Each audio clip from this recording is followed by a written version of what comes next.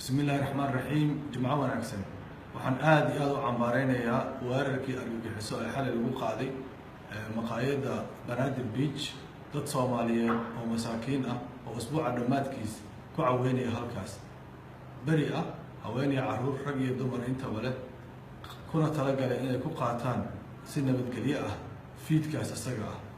kooxda argagixisada ah waxaan u sheegaynaa in dadka Soomaaliyeed ku cabsi karinin argagixiso kuna xukumi karin argagixisnimo kuna sanduulay karin afkaartooda guracan inay si argagixisnimo ku qaataan waxaan kale ugu baaqaynaa dawladda Soomaaliyeed inay wax ka qabato arrimaha amniga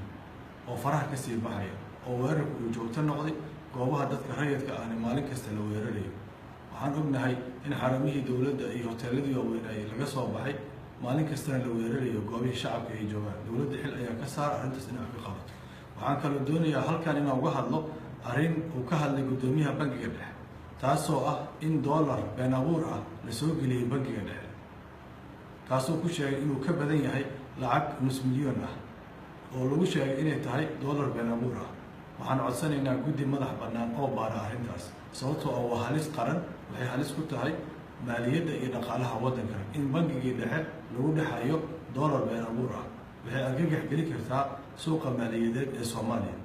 waxaan codsanaynaa arrintaas in maaritaan madax bannaan lagu sameeyo maaritaankaasna waxaan sabab uga dhigaynaa inay xilligu yahay xilli doorasho madaxda dawladda Soomaaliyeed ay ka mid tahay dadka tartamaya waxaan rabnaa inaan ogaano kow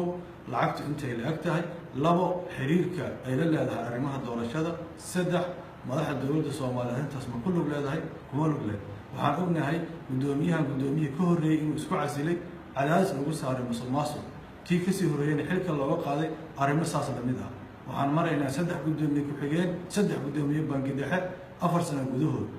waa hanaanka waxaa taas cadaynaysaa in hanaanka maaliyadeed ee dawladda